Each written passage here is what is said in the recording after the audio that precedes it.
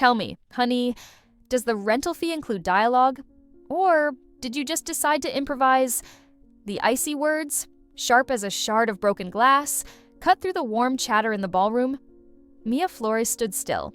The bright smile she had worn all evening shattered for the first time, leaving a bewildered void on her beautiful face. The soft light from the giant crystal chandeliers caught the stunned disbelief in her large brown eyes, turning them into two deep, still pools. The magnificent space of the crown room at the Hotel del Coronado, with its gilded ceiling and sweeping views of the nighttime Pacific Ocean, suddenly became stifling and oppressive. Standing beside her, Lucas Sterling's hand, which had been resting loosely on her back, tightened almost imperceptibly, a silent promise for the storm that was about to arise. The crystal chandeliers of the magnificent crown room at San Diego's Hotel del Coronado cast a warm golden glow, but Lucas Sterling felt a chill creeping into his chest. At 48, as the founder and CEO of Sterling Dynamics, a biotech giant, he was accustomed to tense boardrooms and multi-million-dollar negotiations. But a 25-year reunion, this was a different kind of battlefield, one where metrics of success were warped and old scars threatened to be reopened. He stood alone at the bar, the whiskey in his hand just an excuse to keep his hands busy. He tried to decline the invitation, but his best friend from college, now a doctor in Chicago, insisted he go. "You have to come," he said over the phone. "Let them see what you've done." "They" here has a very specific meaning. And then, as if summoned by his own thoughts, they appeared. Brad Richardson, his blonde hair still as perfectly combed as it had been when he was captain of the football team, on the arm of the wife he had stolen from Lucas, Jessica Thorne. Time had been kind to her, or perhaps the plastic surgeons in La Jolla had done their job. She wore a tight red dress, diamonds around her neck and wrists, her smile as sharp as broken glass. Lucas Sterling. "I can't believe you came," Brad said, his tone friendly but his eyes full of smugness. He slapped Lucas on the back harder than necessary. "Still flying solo? Old friend, I thought a CEO as powerful as you would have a line of girls." Jessica smiled, a smile that Lucas had once loved, but now made him feel cold. "Oh, don't tease him. Brad," she said, her voice like poisoned honey. "Everyone knows Lucas's only love is his work, don't you? Lucas Sterling Dynamics must be a demanding lover." The words were like needles stabbing at Lucas's pride. He hated the way they looked at him, a mixture of fake pity and cruel joy at his being single. He hated that he'd let them affect his emotions after all these years. He was about to fire off a cold retort, a sharp remark about Brad's failing real estate business, when a voice spoke from behind him, soft as velvet but with an unshakable confidence. "I'm sorry I'm late. Honey, finding parking here is a nightmare."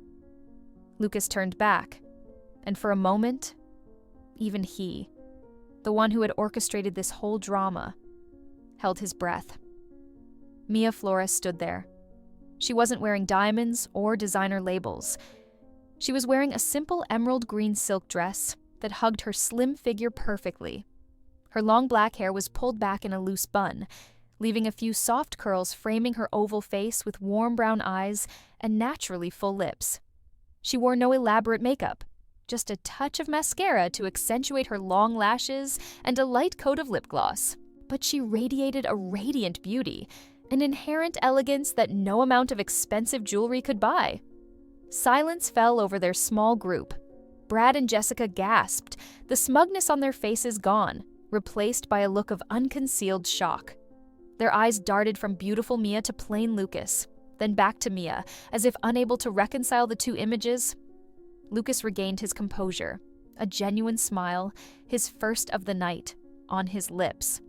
He gently wrapped his arms around Mia's waist, pulling her close. The warmth of her body and the faint scent of jasmine from her hair made him feel a sudden sense of peace. "It's okay, baby," he said, his voice low and gentle. He turned to look at Brad and Jessica, who were still stunned. "Everyone, I want to introduce you. This is my wife, Mia." The words hung in the air, heavy and dramatic.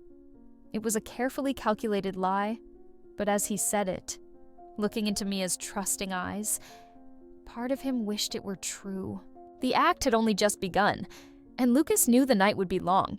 Just a week ago, the thought of a wife, real or imagined, was the furthest thing from Lucas's mind. He sat in his loft office at Sterling Dynamics, looking out at San Diego Bay, shimmering in the afternoon sun. The reunion invitation lay on his walnut desk like a silent challenge. His assistant, Eleanor Vance, a 60-year-old woman with the wisdom and understanding of someone who had watched him build a company from scratch, walked in with a cup of chamomile tea. "Are you still looking at it?" "Lucas," she asked softly. "You should go. Facing the past is sometimes the best way to free yourself from it." "I'm not sure I want to face this." "Eleanor," he sighed. "I don't want to give Jessica and Brad a chance to gloat." Eleanor put down her teacup. "Then don't give them that chance. Don't go alone.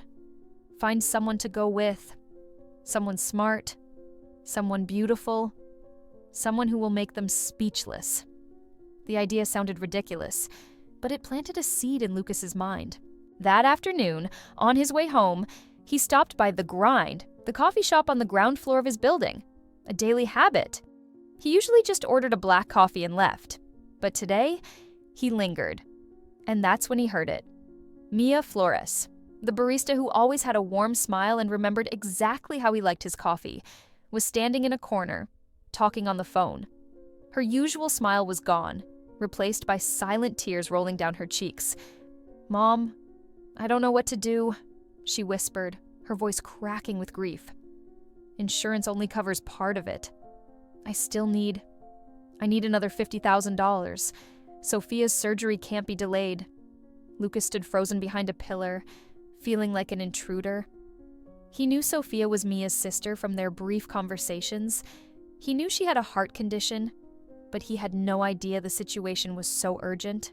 He watched Mia, a talented young woman he knew as a freelance graphic designer trying to make ends meet, now burdened with an impossible financial burden. A crazy, daring idea began to form in Lucas's head. It was fueled by Eleanor's advice and shaped by Mia's desperation. The next day, he waited until the cafe was empty before approaching the counter. "Miss Flores," he began, his tone more formal than usual. "Could I speak to you privately for a moment? I have a proposition. A business proposition." Mia wiped the counter, looking a little surprised and wary. They sat down at a table in the corner of the room. Lucas didn't beat around the bush. He placed the reunion invitation on the table. "I need someone to play my wife for one night," he said bluntly. "This Saturday, at the Hotel del Coronado." Mia stared at him, her eyes wide with shock. "You're joking." "Right. Mr. Sterling." "I'm serious," he said, his voice even. "This is purely a transaction. You will act as my wife, saving me from unpleasant gossip. And for your time and inconvenience, I will pay you $60,000. Mia's eyes widened. $60,000. That was more than she needed. She looked at Lucas, searching for any sign of deception or ill intent, but all she saw was a tired, slightly wounded man. "Why me?" she asked softly. "Because you're smart, charming, and I overheard your conversation yesterday," he admitted frankly. "I know you need money for your sister's surgery. Let's make this a deal for both of us. I'll draw up a clear contract. No personal contact beyond what's necessary for the show. It'll all be over as soon as the party's over." Mia was silent for a long moment, weighing her pride against her love for her sister. Sophia was her world. The chance to save her sister was right before her, even if it came in the strangest of forms.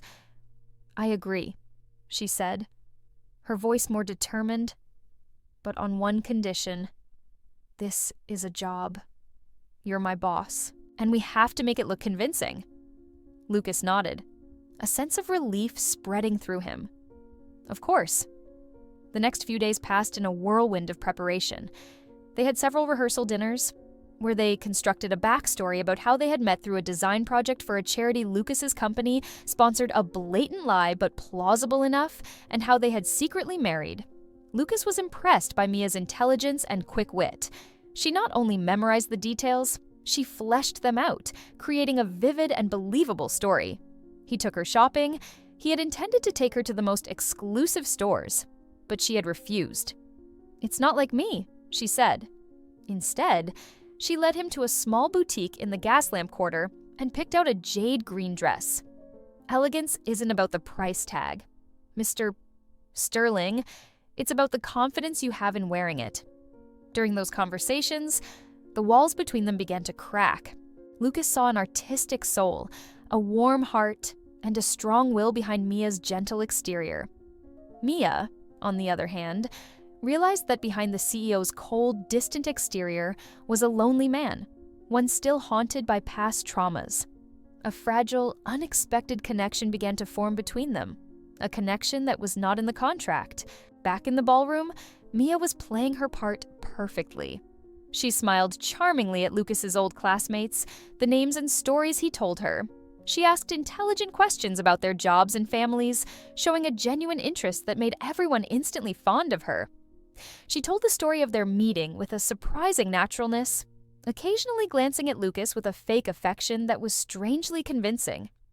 "Your wife is amazing," Lucas's best friend whispered to him as Mia chatted with someone else's wife. "You're a lucky guy. Where have you been hiding her all this time?" Lucas just smiled, a complicated smile. He was starting to feel really lucky. As the band began playing Etta James' At Last, a classic and romantic tune, Lucas turned to Mia. "Do you want to dance?" he asked, the word "you" slipping out of his mouth naturally. Mia nodded.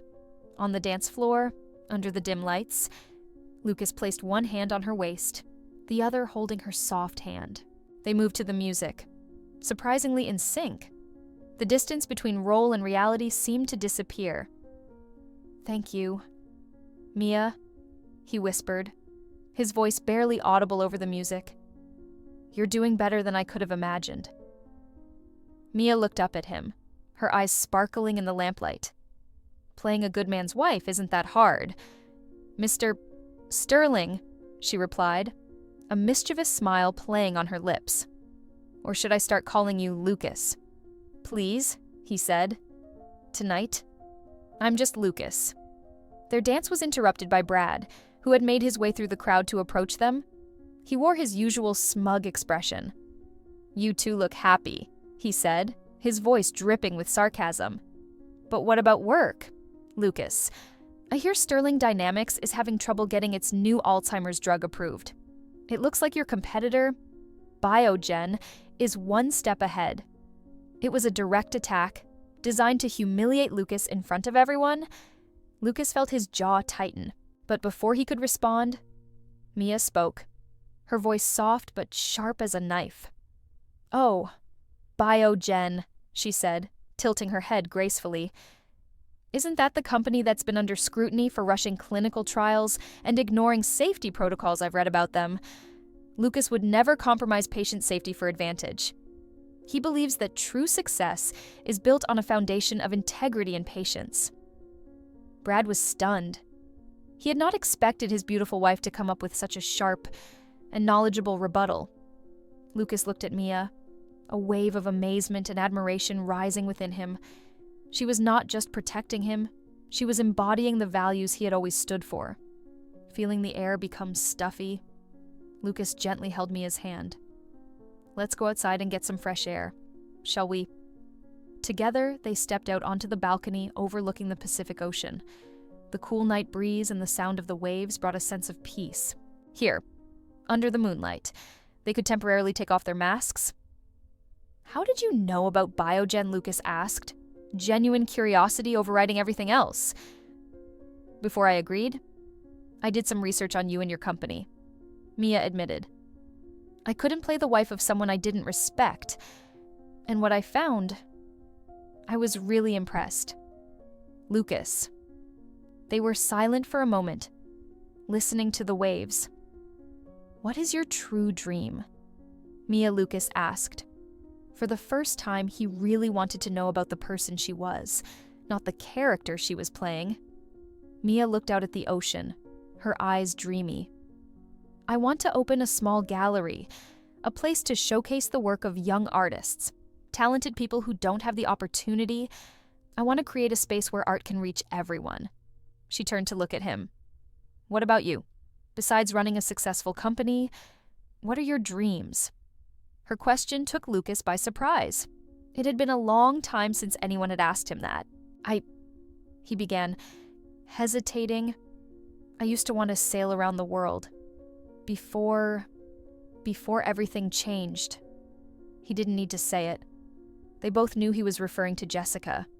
In that moment, on the breezy balcony, they were no longer CEO and bartender, no longer people on a contract. They were just two people, sharing dreams and hidden hurts. Lucas realized an alarming truth: he was actually in love with his fake wife, and it felt both terrifying and wonderful. The admiration and envy in the eyes of her old classmates as they looked at Lucas and Mia was a poison to Jessica. She couldn't accept that the man she had once mercilessly abandoned now had it all: a successful career and a beautiful, intelligent wife who was clearly madly in love with him. Doubt gnawed at her mind. Everything was too perfect. She discreetly called a friend who worked in private investigation. "Find me everything you can about a girl named Mia Flores, who might be related to Lucas Sterling." Less than an hour later, her phone buzzed with a text message that contained everything she needed: a photo of Mia working at the coffee shop, The Grind, information about her freelance design work, and most importantly, a link to a GoFundMe page Mia's friends had set up to raise money for Sophia's surgery with a goal of $50,000. A vicious smile appeared on Jessica's lips. She had her weapon in the middle of the party. As Lucas and Mia returned from the balcony, hand in hand, Jessica stepped onto the small stage where the band was taking a break. She took the microphone. "Sorry to interrupt," she said, her voice sweet but resonant throughout the room. "I just have a small announcement. Tonight, we were delighted to welcome our guest of honor, Lucas Sterling, and his surprise wife." She paused, allowing everyone's attention to fall on her. But perhaps the bigger surprise is that this beautiful wife, who has captured all of our hearts, is actually just a barista hired for, I'd guess, $60,000 to deceive us all, to add weight to her words. She held up her phone, projecting an image of Sophia's GoFundMe page onto the big screen behind the stage. This, ladies and gentlemen, is the real cause. The ballroom fell dead silent. The music stopped. The murmurs rose like a swarm of bees. All eyes, shocked, curious, and judgmental, turned to Lucas and Mia. Mia's face was pale, and she felt as if the ground had fallen away from her. She trembled with shame and hurt, but Lucas was unfazed. He squeezed Mia's hand, a silent reassurance. Then he calmly let go of her hand and strode onto the stage. He wasn't angry. On the contrary, he looked completely calm. He took the microphone from Jessica, who was looking at him triumphantly. "Thank you, Jessica," he began, his voice deep and strong, echoing throughout the room. "What you just said is, essentially, true." A gasp of surprise rose from the crowd. Mia felt her heart stop. "Yes," Lucas continued, his eyes never leaving Jessica. "I offered to pay Miss Flores to play the role of my wife tonight, because I didn't want to come here alone and face false pity. And the person who taught me my first lesson that love and status could be bought and exchanged with money was none other than you, Jessica." He turned back to the crowd. 25 years ago, at a party like this, she left me, a poor college student with no future, for Brad and his family's wealth. Tonight, I'm just applying the bitter lesson she taught me. He paused, letting his words sink in. Jessica paled. Lucas then turned to Mia, who was standing stunned below the stage, tears starting to well up in her eyes. His voice suddenly became gentle, filled with sincere emotions. "But I was wrong. Tonight taught me another lesson, that there are things money can never buy. Money can't buy kindness. Money can't buy intelligence, courage, and a kind, loyal heart like Mia's." He looked straight into her eyes. ignoring the hundreds of pairs of eyes watching. Yes, it may have started as a contract, but in the short week I knew her, I learned more about dignity and warmth than I have in 25 years. And I hope, I pray, standing before all of you tonight, it will not be an end, but the beginning of a completely true story. Lucas's confession and statement were like a bombshell that completely changed the situation. The silence in the room was broken by whispers, but this time, it was not judgment towards him and Mia, but admiration for Lucas's honesty and utter contempt for Jessica and Brad's hypocrisy, humiliated and humiliated. Jessica quickly pulled her husband off the stage, disappearing from the party. Lucas didn't say another word. He got off the dance floor and walked straight to Mia. He gently wiped the tears from her cheeks, took her hand, and led her away. Together they left the ballroom, leaving behind a crowd of excited people, but no one stood in their way. In the silence of the Mercedes as it rolled down the coastal highway, Lucas was the first to speak. "Mia, I'm sorry. I'm sorry I put you in that situation. I didn't see how vicious she was." Mia remained silent, looking out at the silver-capped waves shimmering in the moonlight. Lucas pulled a check from his jacket pocket and placed it on the chair between them. "Here," he said softly. "It's $60,000 for Sophia's surgery. This isn't payment for a job. This is a gift, no strings attached. You can take it and never see me again if you want." He paused, his voice shaking a little. "But I hope you don't, because everything I said on stage was true. I think I've fallen in love with you. Mia Flores."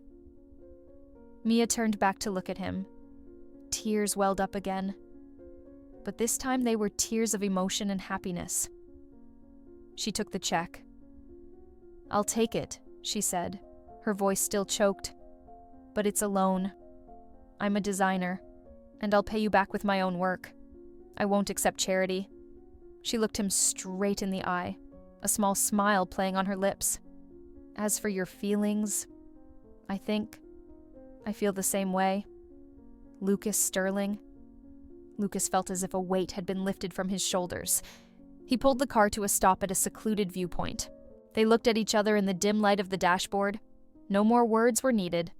He leaned over and kissed her. Their first kiss. Not part of a play, but a real kiss. Gentle and full of promise. 6 months later, the space of the Floors & Co. art gallery is filled with light and laughter. The white walls are a backdrop for colorful and vibrant artwork by young artists in San Diego. It is opening night, and it is a huge success. Mia, in a simple white dress, beamed through the crowd, greeting guests.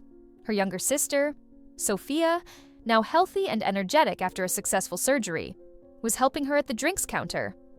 Lucas stood in a corner, quietly observing his woman. He wasn't wearing a stiff CEO suit, just a simple shirt and khaki pants. He smiled as he saw the passion and happiness radiating from her. Mia caught his eye and smiled back. She walked toward him, pushing through the crowd. "What do you think?" she asked, her voice full of excitement. Lucas didn't look at the paintings. He looked straight into her eyes. "This is your best work," he said, his voice warm. She leaned her head on his shoulder, admiring the fruits of her labor, theirs, with him. The contract had long since been torn up, but the promise of a new beginning, spoken at a dramatic party, had now become a reality, more beautiful and peaceful than anything they had ever dared to dream of. Thank you for taking the time to listen to this story. If you love this story, don't forget to click like to support the channel. Share this story with family and friends, and subscribe to the channel so you don't miss any stories.